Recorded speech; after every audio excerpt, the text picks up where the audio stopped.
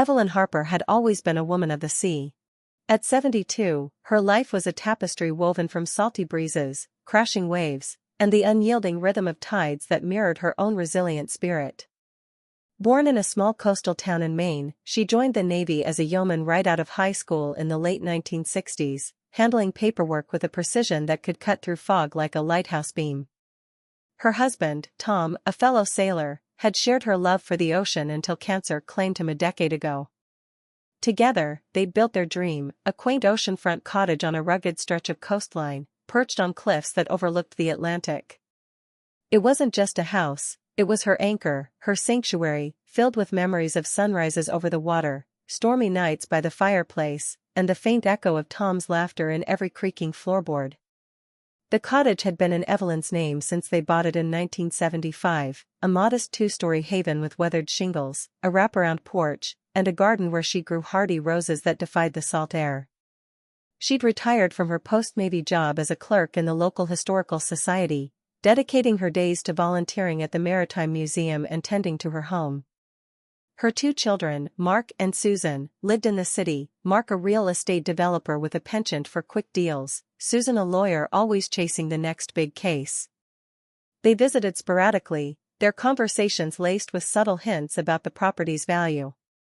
"Mom, that beachfront is worth a fortune now," Mark would say, eyes gleaming. "You could sell and live like a queen in a condo downtown." Evelyn always brushed it off with a laugh. "This is my queen's castle, dear. The sea doesn't come with condos." But lately, something had shifted. Evelyn noticed her memory slipping, not dramatically, but enough to worry her. Forgotten keys, misplaced glasses, a stove left on once. Her kids seized on it. "We're concerned, Mom," Susan said during a rare family dinner, her voice dripping with feigned empathy. "You're all alone out here. What if something happens?" Mark nodded vigorously, sliding a brochure across the table for Sunny Meadows Retirement Community, a glossy pamphlet promising luxurious assisted living with smiling elders playing bingo. Evelyn frowned. "I'm fine. A little forgetful, maybe, but I've got my routines." They pressed on, insisting she see a doctor. Reluctantly, she agreed, and the diagnosis came: mild cognitive impairment. Not Alzheimer's, but a warning sign. "It's manageable," the doctor said. "Stay active, monitor it." That's when the power of attorney talk started. "It's just for taxes and emergencies, Mom," Mark explained, handing her a stack of papers. "We'll handle the boring stuff so you can enjoy your cottage." Susan chimed in, "It's standard. Protects you if things get worse." Evelyn, trusting her children as any mother would, signed. She didn't read the fine print closely, yeoman or not, she was tired that day, the sea fog rolling in thick. The document was broader than promised, full durable power of attorney, giving them control over her finances, property, and even medical decisions. Weeks later, the betrayal hit like a rogue wave. Mark and Susan arrived unannounced, suitcases in hand. "We've made arrangements, Mom," Susan said gently, but her eyes avoided Evelyn's. "Sunny Meadows has a spot for you. It's temporary, just to get you settled while we sort things out." Evelyn's heart pounded. "Sort what out? This is my home." Mark sighed dramatically. "The doctor recommended supervision. And honestly, the cottage needs repairs, storm damage from last winter. We'll fix it up while you're there." Lies, all of it. The cottage was sturdy, built to withstand hurricanes. But they bundled her into the car, her protests falling on deaf ears. As they drove away, Evelyn glanced back at her beloved home, the ocean glittering mockingly in the distance. Sunny Meadows was anything but sunny. A drab facility on the outskirts of town, it smelled of antiseptic and regret. Her room was a sterile box with a single window overlooking a parking lot, not the sea. The staff were overworked, the food bland, the activities infantilizing. "Bingo again?" Evelyn muttered to herself, staring at the ceiling. Days blurred into weeks. She called her kids, but they were always busy. "We're handling the repairs, Mom," Mark said vaguely. Susan added, "Get some rest. It's for your own good." Then, the truth surfaced in whispers from a visiting neighbor. I saw a for sale sign at your place, Evelyn. Big one, with Mark's company logo. Her blood ran cold. They weren't repairing, they were selling. The cottage, appraised at $2.8 million thanks to booming coastal development, was their golden ticket. Evelyn's mild impairment? Exaggerated in their narratives to justify the move. She'd been tricked, isolated, her signature weaponized against her. Rage simmered, but Evelyn was no victim. Her Navy days taught her strategy. In the common room, she befriended Harold, an 80-year-old ex-Coast Guard captain with a twinkle in his eye and stories of rescues at sea. They put you here too, he grumbled. Kids these days think we're relics. Over lukewarm coffee, Evelyn confided her plight. Harold's face hardened. That's elder abuse, plain and simple. But you've got fight in you. I know people, old salts like me. We can help. That night, Evelyn lay awake, plotting. She had a safety deposit box at the bank, untouched by the power of attorney, old deeds, her will, historical documents proving the cottage's ties to a 19th-century lighthouse keeper, potentially qualifying it as a landmark. If she could access it, revoke the POA, and rally allies, she'd strike back. But first, escape the confines of this prison disguised as care. As dawn broke, a plan formed. Harold had a contraband phone, she'd use it to reach an old Navy contact. The sea was calling her home, and she'd answer with a storm of her own. The fluorescent lights in Sunny Meadows buzzed like dying insects, but Evelyn Harper was wide awake at 3:17 a.m., sitting on the edge of her narrow bed in the dark. She wore the same navy cardigan she'd had on the day they took her, because it still smelled faintly of salt and cedar from the cottage. In her lap lay Harold's contraband flip phone, an ancient Motorola that looked like it had survived Normandy and 2 divorces. Harold had slipped it to her after lights out with a wink and a whispered, "Coasties don't leave shipmates behind, ma'am." She scrolled through the 3 saved numbers until she found one labeled simply Doc Pete. Petty Officer First Class Peter Moreau, retired, now a pharmacist in town who owed Evelyn a favor from 1972 when she'd pulled his personnel file out of a flooded records room in Norfolk and saved his career.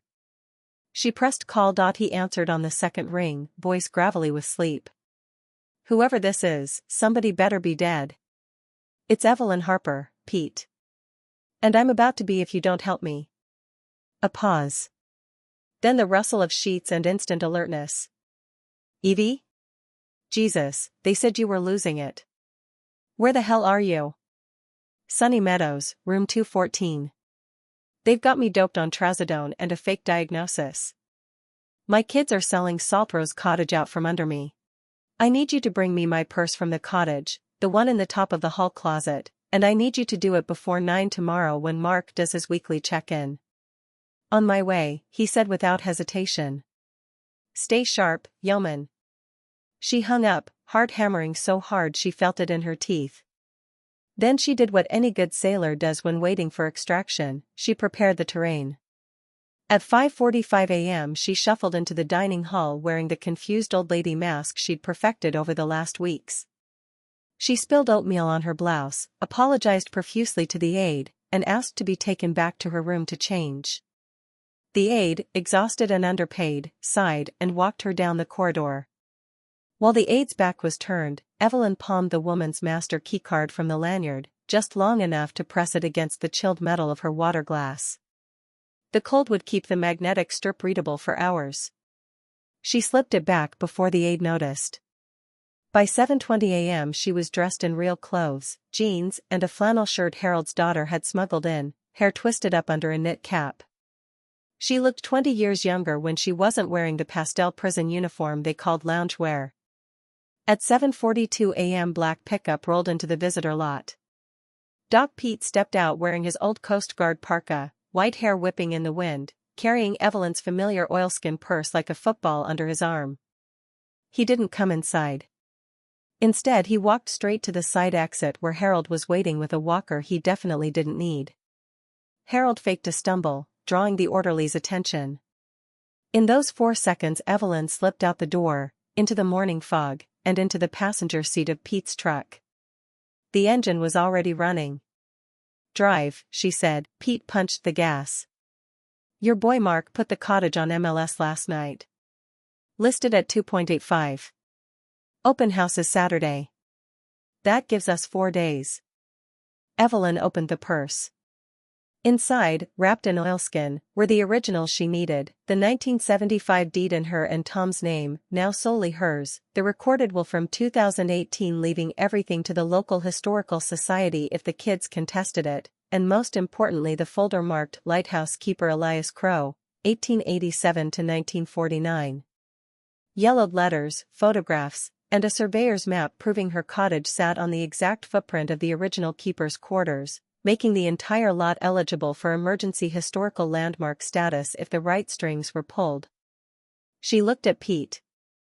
I need to get to Augusta State House before close of business today. And I need every retired coastie you know to meet me at the cottage Saturday morning in dress blues. Pete grinned like a wolf. Already sent the bat signal. We'll have a honor guard that'll make Annapolis jealous.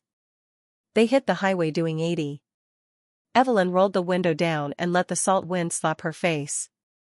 For the first time in months she could breathe. She watched the pines blur past and whispered to the ocean she couldn't yet see, I'm coming home, Tom. And I'm bringing the cavalry. Behind them, Sunny Meadows' morning shift was only then noticed room 214 was empty.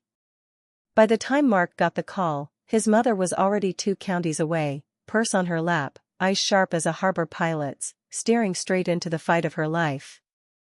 The main state house in Augusta smelled of old varnish and older secrets, but to Evelyn Harper it smelled like victory. She walked through the marble corridors at 3:47 p.m. on a Thursday, Doc Pete on her left, Harold, who had insisted on coming, Walker and all, on her right, and a retired Coast Guard lieutenant commander named Ruth Rusty Callahan bringing up the rear in full dress blues with silver hair pinned tight as a topsail. They made an odd parade, 3 octogenarians and 1 septuagenarian with fire in their eyes, moving like they still owned the deck. Evelyn carried a weathered canvas mailbag slung over her shoulder, the same bag she had used in 1971 to carry classified dispatches. Inside were the originals that would stop a $2.85 million sale dead in the water.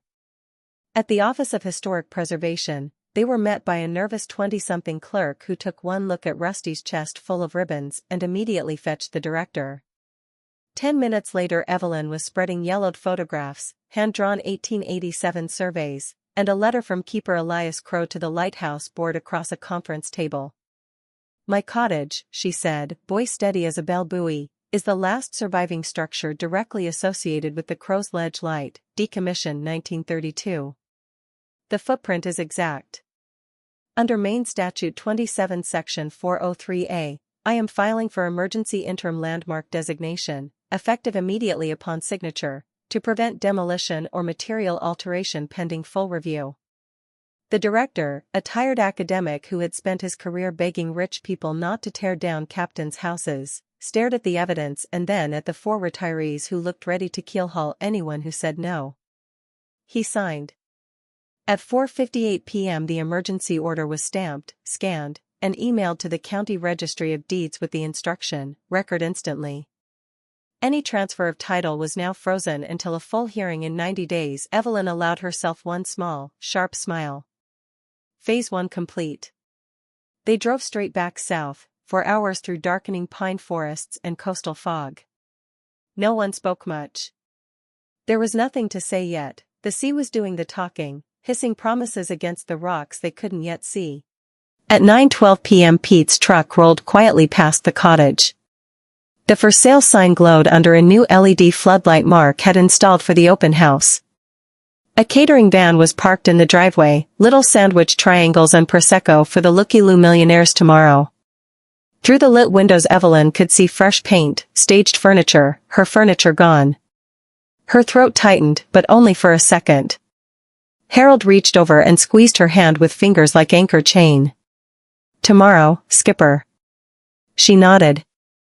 Back at Pete's small bungalow in town, the kitchen table became war council. Word had spread through the retired Coast Guard grapevine faster than a Mayday. 23 confirmed veterans were driving in tonight, some from as far as Connecticut and Rhode Island, bringing dress blues pressed since the last reunion, white gloves, and medals that clinked like wind chimes when they walked. Rusty was coordinating in the living room, voice calm and clipped the way it had been when she rode search and rescue helicopters. Evelyn opened her notebook, the same one she had kept since Tom died, and wrote in neat block letters. Saturday 0700, convoy arrives at Cottage Gate 0730, secure perimeter, polite but immovable 0800, prospective buyers begin arriving 0815, I walk up my own porch in uniform 0830, serve revocation of power of attorney plus landmark order 0900, press arrives, Pete already called the TV stations. She underlined the last line twice. At 1 a.m. the house was full of quiet laughter, old sea stories, and the smell of percolating coffee strong enough to float a battleship. Someone produced a bottle of Mount Gay rum for medicinal purposes.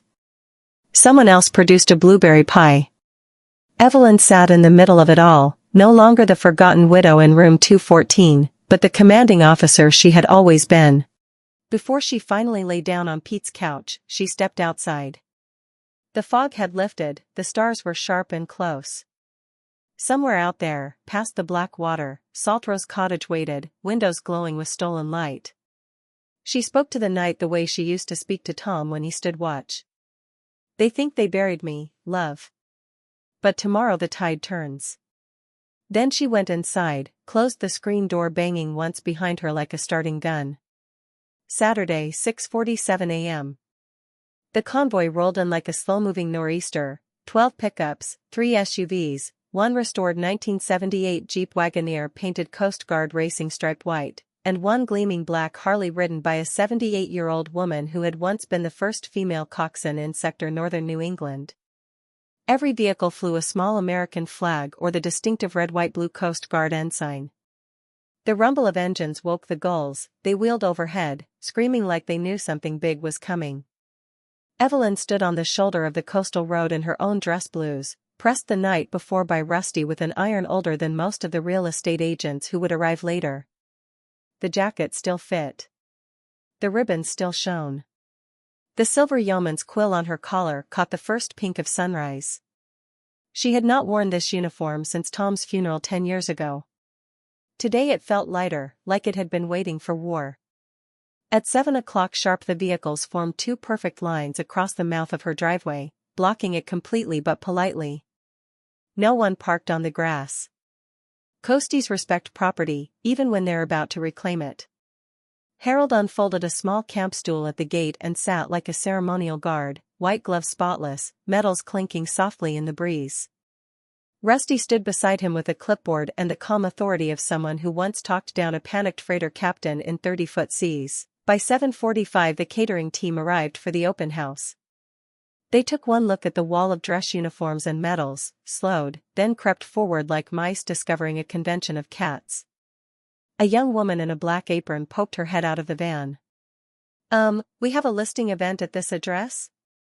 Rusty smiled the way great white sharks smile. "You do. Carry on. We'll be here." The first real estate agent SUV appeared at 7:58, a gleaming white Range Rover with the company logo on the door. Marks.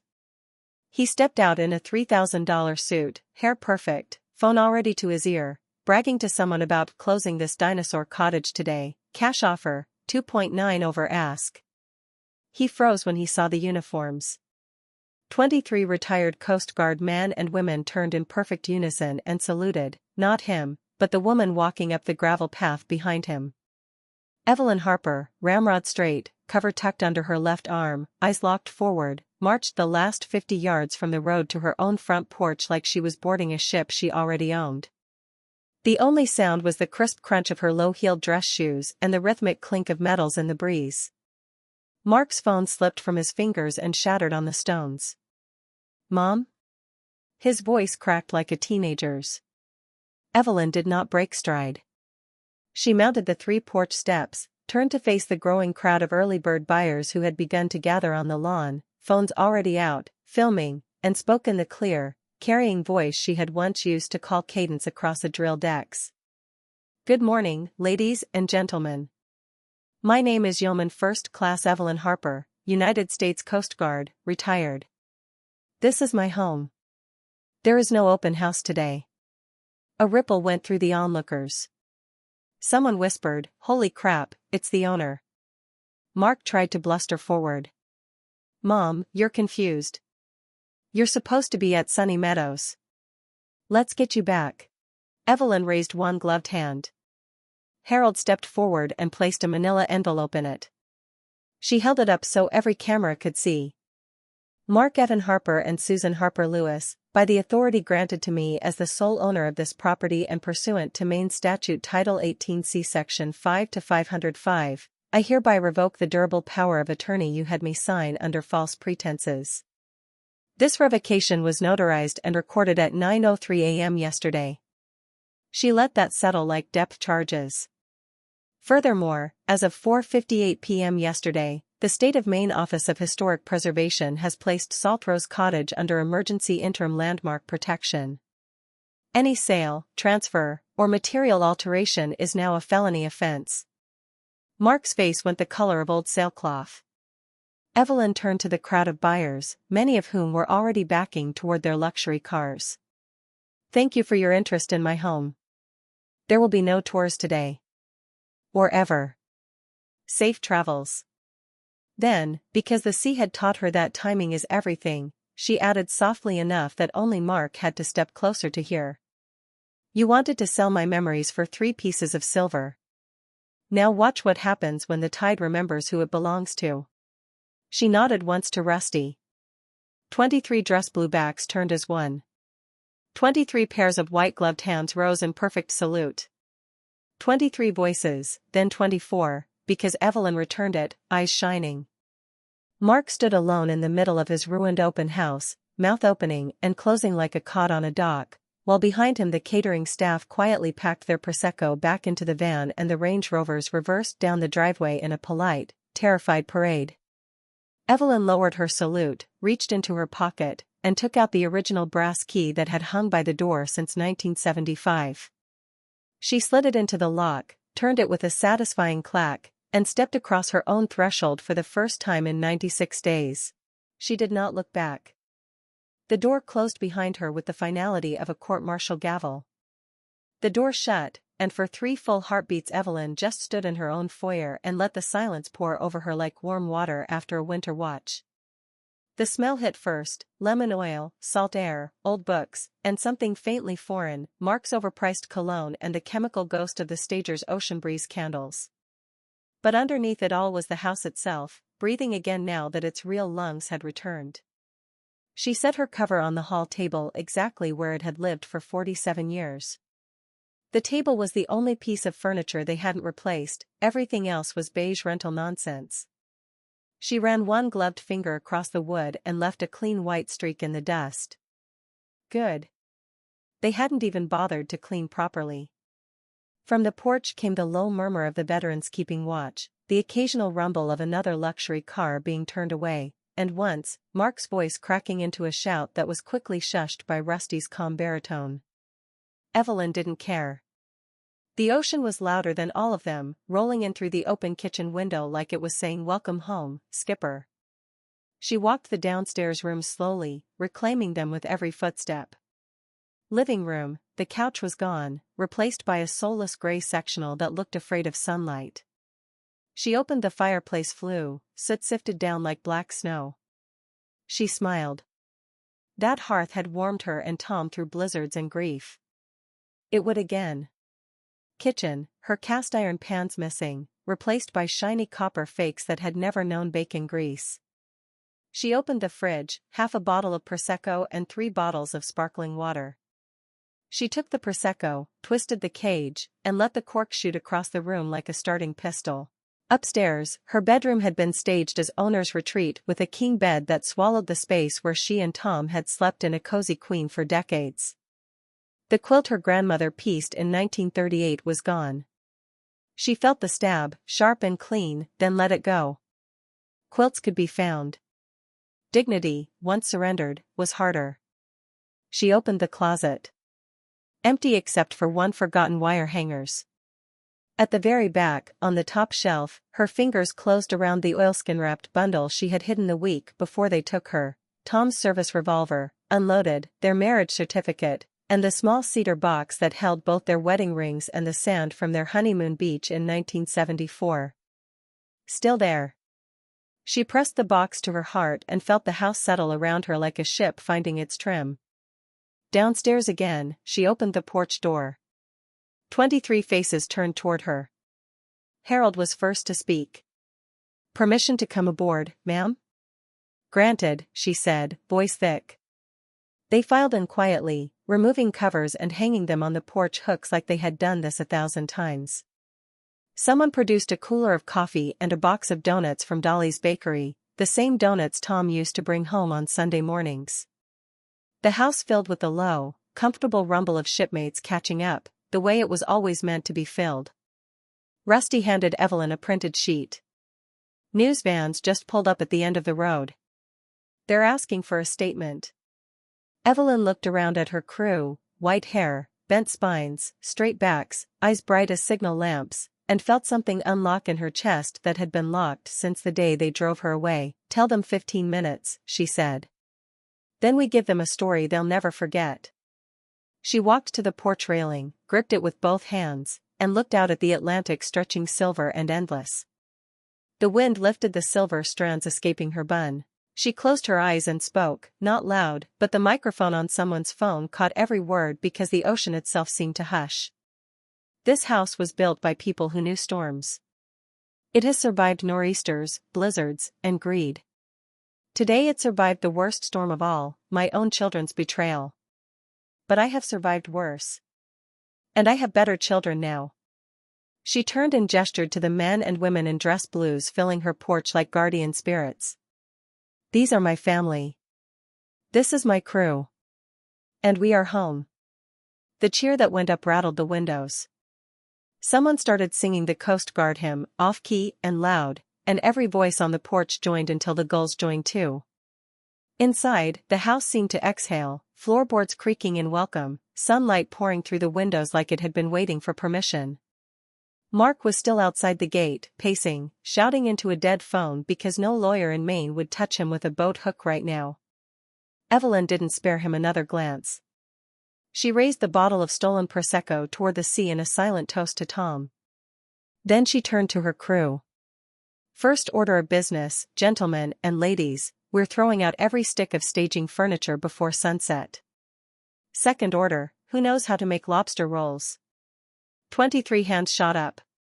Evelyn laughed, really laughed, for the first time in months, and the sound rolled across the water like a homecoming bells. The house was hers again. The war was over.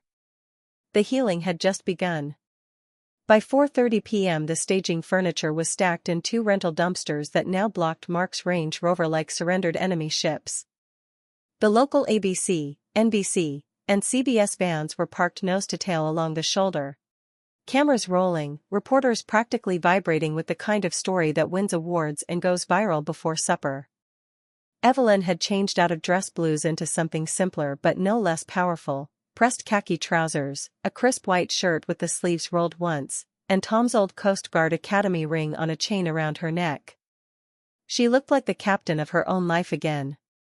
Rusty had set up a single microphone on the porch steps that still bore the faint indentations of Tom's rocking chair. Behind Evelyn stood the entire honor guard in a perfect half-moon, covers now tucked under arms, faces calm and proud. Harold sat front and center in his camp chair like an admiral on a dais, medals gleaming in the golden light. The reporters quieted the moment Evelyn stepped forward. She did not raise her voice. She didn't need to, the ocean and 23 decorated veterans did the shouting for her. "My name is Evelyn Harper. I served this country for 24 years as a yeoman in the United States Coast Guard. I raised 2 children in this country is supposed to protect. 96 days ago those children used a forged medical narrative and a power of attorney obtained by misrepresentation to remove me from my home and place me in a substandard facility against my will, intending to sell the house my husband and I paid for with 30 years of Navy and Coast Guard salaries. Today the state of Maine recognized this cottage as the last surviving residence of lighthouse keeper Elias Crow and placed it under emergency landmark protection. Today I revoked that fraudulent power of attorney. Today I came home. I am not here to beg for sympathy. I am here to deliver a warning. If you are watching this and someone is trying to take what is yours, your home, your savings, your dignity, know this: the law still works if you are willing to fight for it, and you are never too old to fight. She paused, looked straight into the nearest camera, and the entire coast seemed to lean in. To every adult child who thinks their parent is just an obstacle between them and an inheritance, the tide remembers. And it always comes back. Then she stepped back. The veteran stepped forward in perfect unison, turned toward the flag Harold had raised on the porch pole, and rendered a slow, flawless salute as the anthem played from someone's phone. Not a dry eye on the lawn, not even the jaded cameraman. By 6 p.m. the clip was leading every newscast from Portland to Boston. By 7 o'clock it was national. By 8 o'clock #Coast Guard Grandma was the top trending topic nationwide, with 3.2 million views and climbing. Inside the cottage the mood was quieter. The crew had scrubbed decades of staging smell out of the house with pine cleaner and open windows. Someone produced a battered guitar. Someone else produced 2 cases of Allen's coffee brandy, Maine's unofficial state drink. They pushed the kitchen table against the wall, rolled back the rug, and danced slow, careful 2 steps under the fairy lights Rusty's granddaughter had strung up for morale. Evelyn sat on the porch swing with Harold, feet barely touching the planks, watching the sun bleed orange across the water. "You know they're going to sue," Harold said, offering her a plastic cup of something strong and illegal in at least 3 states. "Let them," Evelyn answered. "I've got 90 days of landmark protection, a house full of witnesses, and a news cycle that just made me bulletproof. Their own lawyers are probably blocked their numbers by now." Harold chuckled. "You ever think about charging admission? Turn the place into the veteran retreat you and Tom always talked about?" The idea landed gently, like a gull on a piling. Evelyn looked at the porch full of her new family, laughing, arguing over who made better chowder, swapping lies about storms they'd survived, and felt something loosen in her chest that had been knotted since the day Tom died. "I think," she said slowly, "that Tom would like that very much." At 10:12 p.m. her phone buzzed on the swing beside her. Unknown number. She almost didn't answer, but the area code was local. She picked up. "Mrs. Harper?" A young woman's voice, nervous. "This is Kayla from Sunny Meadows. I quit tonight. After what you did today, half the night shift walked out with me. We're starting a petition to blow the whistle on patient dumping and forced meds. The state inspector will be there Monday. I just wanted to say thank you. And I'm sorry." Evelyn closed her eyes. The swing creaked. "You have nothing to be sorry for, sweetheart. You go shine a light. The tide's big enough for all of us." She hung up, looked at the stars starting to salt the sky, and whispered to the dark, "One more loose end tide, Tom." Inside, someone started singing Sailing, Sailing in a cracked baritone. 23 voices joined in, off-key and perfect. Evelyn stood, walked to the doorway, and added her alto to the chorus. The house shook with it, windows open wide, carrying the song out over the water where the lighthouse used to stand, where Elias Crow once kept the light burning for strangers he would never meet. Tonight, Evelyn Harper kept the light burning for strangers who had become family. And for the first time in a long, long time, she slept in her own bed, windows open to the sound of waves that sounded exactly like applause. Monday morning broke clear and cold, the kind of October day that turns the Atlantic into hammered pewter. Evelyn woke before sunrise, the way she had for 50 years, and padded barefoot to the kitchen in Tom's old Coast Guard sweatshirt. The house was quiet except for the soft snoring of 3 veterans who had claimed the living room floor in sleeping bags. Too many war stories and too much coffee brandy the night before. She started the coffee, opened the porch door, and let the salt wind slap her awake. On the kitchen table sat a single white envelope that had not been there when she went to bed. Heavy cream stock, her address written in Susan's perfect lawyer handwriting. No return address. Delivered by hand, sometime in the dark. Evelyn's stomach tightened, but she had stared down worse than a letter. She slit it open with the same knife she used to gut fish. Inside were 3 pages and a flash drive. Page 1, Susan's letterhead. Mom, by the time you read this, Mark will have already filed an emergency petition claiming you are incompetent and that yesterday's stunt proves undue influence by unknown third parties. He has affidavits from 2 Sunny Meadows doctors and a psychologist none of us have ever met. He is asking the court to appoint a guardian ad litem today and to freeze your assets pending a competency hearing. Page 2, Mark's handwriting, shaking. I never wanted it to go this far.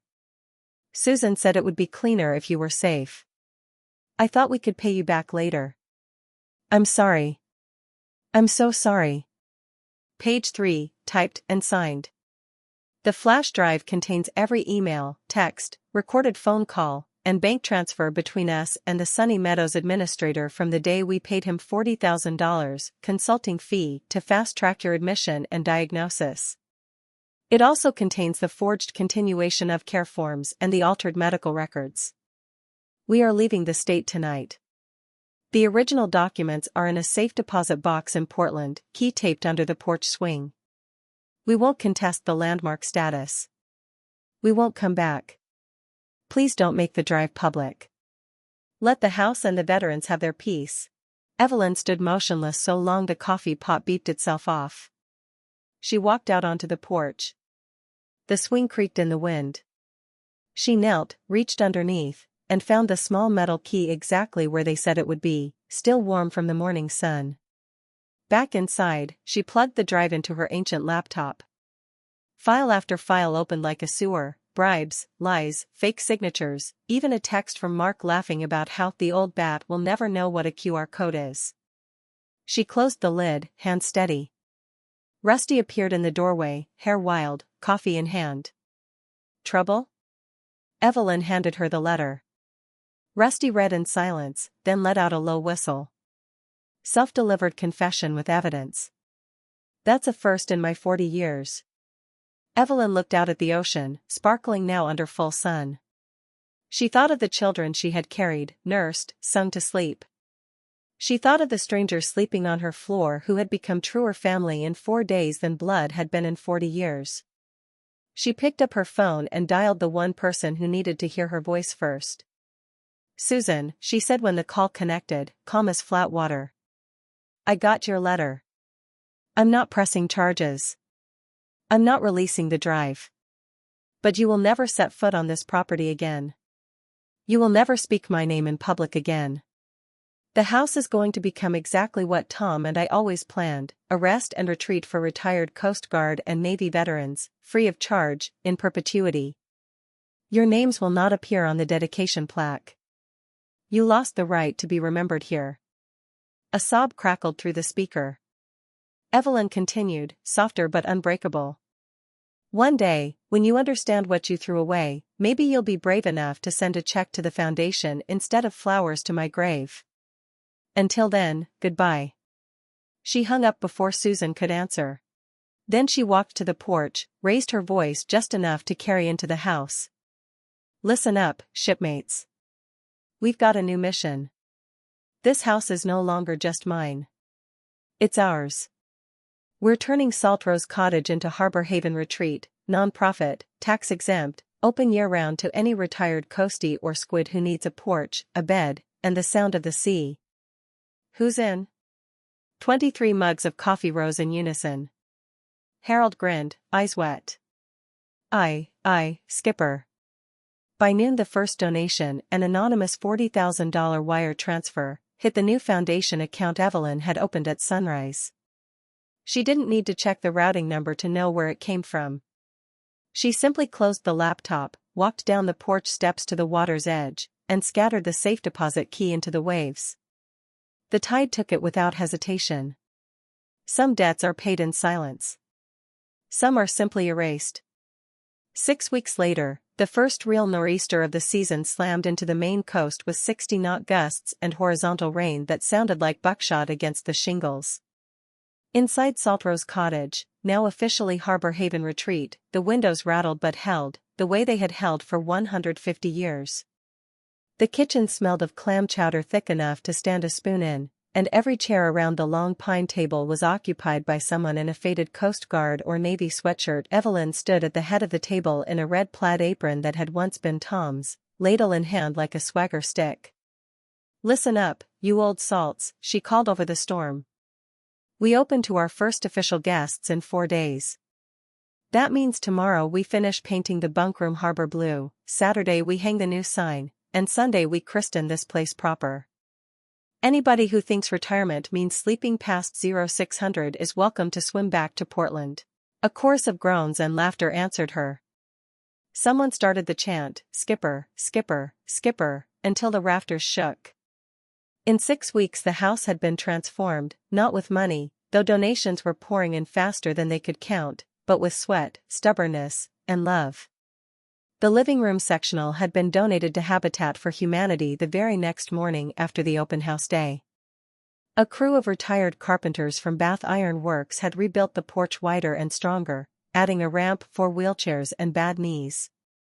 Rusty's granddaughter, a graphic designer in Boston, had designed a logo, a lighthouse beam sweeping across an open door. Harold had bullied the local contractors into donating labor after they saw the viral video. One electrician even cried when he recognized his old chief from 1983. The state had fast-tracked the nonprofit paperwork once the Attorney General's office realized the alternative was prosecuting Mark and Susan with evidence that would have made front pages for months. The case was quietly closed in the interest of family reconciliation.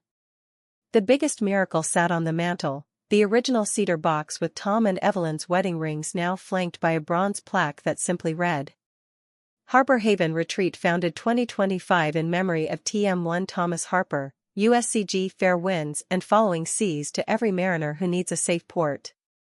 Evelyn had paid for the plaque herself. No names but Tom's. That was the deal she made with the sea.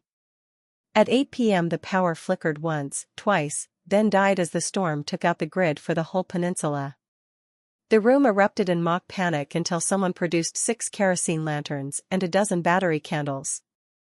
The house glowed like a ship under running lights. Rusty raised her mug of chowder. "To the skipper who took her house back and gave it away better than she found it." Every mug rose. Evelyn felt her throat close. She managed only a nod. Later, when the storm lulled to a steady roar, she slipped outside onto the porch alone. Rain sheeted off the roof in silver curtains. The beam from the distant, replaced, Crow's Ledge buoy swept the horizon every 10 seconds, the way it had since 1887. She felt Tom beside her before she heard the creak of the swing. Not a ghost, just memory so strong it had weight. "You always said this house was too big for one person," she whispered to the dark. The swing creaked again, as if in answer. She smiled, wiped salt from her cheeks, rain or tears, impossible to tell, and went back inside where her new crew was arguing over whether the bunkroom needed a coffee station or a rum station. "Both," she declared, and the argument dissolved into laughter. Upstairs, the first 4 guest rooms were ready, crisp white linens, wool blankets, framed photos of cutters and lighthouses, and a small card on every pillow. "Welcome home, shipmate. Stay as long as you need. Leave when you're ready. The door is always open and the light is always on." The waiting list already stretched into next summer. Evelyn stood at the top of the stairs, looking down at the lantern-lit faces below, some she had known for decades, some only weeks, all hers now. She thought of the children who had tried to bury her alive. She thought of the strangers who had carried her out of the grave. Then she raised her voice just enough to carry over the storm. "Lights out in 30 minutes, you reprobates. We've got a retreat to open." A cheer went up, followed by the clinking of mugs and the low, steady sound of people who finally belonged somewhere again. Outside, the wind held its approval, and the sea rolled on, keeping its ancient promise. The tide remembers. And sometimes, when you're very lucky, it brings you home. 4 months later, May 28, the Saturday before Memorial Day. The sky was that impossible Maine blue that makes people who've never seen it believe in God for a minute. Saltrose Cottage, now Harbor Haven Retreat, stood freshly painted in traditional lighthouse white with racing stripe red trim, the new cedar shingle roof gleaming like a new commission pennant. A hand-carved sign hung over the gate on 2 white posts. Harbor Haven Retreat, a safe port for all who served, founded in memory of TM1 Thomas Harper, USCG, fair winds and following seas. At 10 a.m. sharp, 200 people filled the lawn that sloped down to the sea, veterans in every uniform from Vietnam-era dungarees to modern camouflage, families, reporters, the governor, 3 congressmen who suddenly wanted photos, and every television station from Bangor to Boston. Evelyn stood on the porch in her dress blues again, this time with one addition, a brand new silver commemorative medal around her neck that the commandant himself had mailed her, the Coast Guard's Civilian Service Commendation for extraordinary public service to the men and women of the United States Coast Guard. She had tried to refuse it. The commandant had replied personally, "Ma'am, with respect, shut up and wear the medal." So she did. To her right stood Rusty, Harold, Doc Pete, and 23 original crew members who had become the first board of directors. To her left, in a place of honor she had never expected, stood 4 residents of Sunny Meadows who had walked out the night Kayla quit, 2 nurses, an orderly, and Kayla herself, now Harbor Haven's full-time house manager. At exactly 10:17 a.m. the color guard from Station Booth Bay Harbor marched up the gravel path with the flag snapping in the breeze. A young female petty officer, barely 22, eyes fierce, presented arms like her life depended on it. The crowd hushed. Evelyn stepped to the microphone. "I'm not much for speeches," she began, voice carrying clear across the water. "So I'll keep this short enough that the chowder doesn't get cold." Laughter rippled. 47 years ago my husband Tom and I bought this house with everything we had. We promised each other that if we were ever lucky enough to own something beautiful, we'd share it.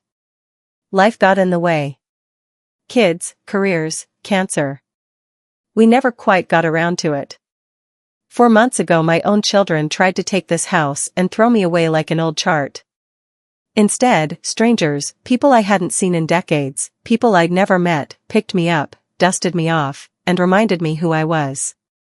They also reminded me who Tom was. So today we keep that promise. This house no longer belongs to me. It belongs to every man and woman who ever stood a midwatch in a North Atlantic gale, who ever launched a helicopter into zero visibility to save strangers, who ever wrote a letter home they weren't sure would be delivered. It belongs to every spouse who waited on a pier, every child who grew up too fast while a parent was at sea, every veteran who came home to a country that sometimes forgot how to say thank you. The door is open. The light is on. Stay a night, a week, a month. Heal, fish, argue about who makes better chowder, sleep late if you want, but not past 0600, because some habits die hard. She paused, looked at the young petty officer holding the flags, then at the crowd. And if anyone ever again someone tries to tell you that you're too old, too broke, or too forgotten to matter, you send them here. We'll remind them what the word shipmate actually means. The applause started slow, then rolled like thunder. Cameras flashed. Someone in the back started Sweet Caroline, the unofficial anthem of every Coast Guard mess deck since 1982, and within seconds the entire lawn was singing, arms over shoulders, voices cracking with salt and joy. When the song ended, Evelyn lifted the bottle of champagne tied with red, white, and blue ribbon. "Thomas Michael Harper, this one's for you." She swung the bottle against the new bronze plaque beside the door. It shattered perfectly, foam running down the letters like sea spray. The crowd roared. Later, when the politicians had taken their selfies and the cameras had packed up, the real party began. Long tables under white tents, lobster rolls stacked like cordwood, whoopie pies the size of life rings, a bluegrass band made up entirely of retired chief petty officers, and children, grandchildren and great-grandchildren of veterans, running wild across the lawn while the ocean applauded every laugh. Evelyn slipped away near dusk and walked down the path to the water's edge alone. The sun was setting fire to the waves. She took the cedar box from her pocket, opened it, and slipped Tom's wedding ring onto her right hand beside her own. "Mission accomplished, love," she whispered. Behind her, the porch lights of Harbor Haven came on one by one, warm and steady against the coming dark. She could hear singing again, someone starting anchors away, someone else arguing that the words were wrong and it should be the Coast Guard him instead. She smiled, turned, and walked back up the path. The house was full. The light was on. And for the rest of her days, Evelyn Harper would never sleep alone again. She had a crew now. She had a port. And the tide, for once, was gentle. December 12, 2025. The winter solstice was still 10 days away, but the Maine coast already felt like the darkest night of the year. Snow flurries danced across the porch of Harbor Haven Retreat, catching the glow of the new lighthouse-style lantern that hung above the door, always lit, day and night, just like the old Crow's Ledge beacon once was. The crackle of a fire in the hearth, and the low hum of 23 residents, plus a dozen more who had arrived in the last week, laughing over mugs of hot buttered rum. Someone had strung white lights along the rafters, someone else had convinced the local lobster boat captain to donate 24 fresh rolls for the solstice feast. Evelyn sat in Tom's old rocking chair by the window, a quilt over her lap, watching the snow swirl against the black glass. She was 83 now, her hair pure silver, but her eyes still sharp as a signal lamp. In her hand she held a simple white envelope that had arrived that morning, no return address, postmarked from somewhere in California. She had opened it alone on the porch at dawn. Inside was a single sheet of paper and a cashier's check for $1,200,000. The note was short, written in Mark's hand. "Mom, we sold everything we had left. This is the last of the money we took from the house. We know it will never be enough. We're not coming back. We just hope someday you can forgive us. Mark and Susan." Evelyn had stared at the check for a long time, then folded it and the note together. She had walked down to the water's edge, where the snow had already begun to melt on the rocks, and let the wind take the note out to sea. The check she brought back inside. Now, as the clock struck 7 p.m., she stood up slowly, the way she had learned to do without showing pain. The room quieted the moment she moved. Her crew knew her well enough to recognize when the skipper wanted to speak. She walked to the fireplace, picked up the small brass bell she had salvaged from an old cutter years ago, and rang it once, clear, sharp, like a ship's bell calling all hands. "I have something to say," she began, voice steady as ever. "And then we're going to open the presents and eat too much pie, because that's what families do." A few chuckles, but everyone listened. "Today a check arrived from my children. The money they took from this house, or what's left of it. $1,200,000. A low murmur rippled through the room. Harold whistled softly. "I'm not going to forgive them tonight," Evelyn continued honestly. "Maybe not ever. But I am going to use every penny to make sure no veteran ever again has to choose between heat in winter and a roof over their head. We're adding a new wing, 6 more rooms, a small clinic, and a library with every sea story ever written. And we're naming it the Harper Memorial Wing." She paused, looked around at the faces she had come to love more than she had ever loved her own blood. "But the name on the plaque won't say Harper. It will say, for those who never came home. Because every empty chair here reminds us of the ones who didn't make it back from the sea, from the war, from the storm." The room was silent except for the crackle of the fire and the soft hush of snow against the windows. Evelyn lifted her mug. "To the ones who are here. To the ones who are gone. And to the light that never goes out." 23 mugs rose. Then 30. Then 40, as more veterans who had been in the kitchen or the bunk rooms drifted in. "To the light," they echoed. Evelyn sat back down, the check still in her pocket, the weight of it lighter than she expected. She looked out at the falling snow and saw the lantern above the door glowing steady and bright, cutting through the dark like a promise. Later, when the presents were opened, a new pair of wool socks for everyone, a hand-knitted scarf from Kayla, and a tiny brass compass from Harold that pointed always north, so you'll never be lost again, Evelyn slipped outside alone. The porch was quiet. The snow had stopped falling, leaving a hush over the world. She stood at the railing, breath clouding in the cold, and spoke to the night the way she had every Christmas since Tom died. Merry Christmas, love. We did it. The house is full. The light is on. And I'm not alone anymore. A soft gust of wind came off the water, carrying the faint sound of waves and the distant cry of a gull. It felt like an answer. She turned, opened the door, and stepped back into the warmth, the laughter, the life she had fought for and finally found. Behind her, the lantern burned on, steady, faithful, eternal. And the tide rolled in, gentle now, carrying the promise that some lights never go out.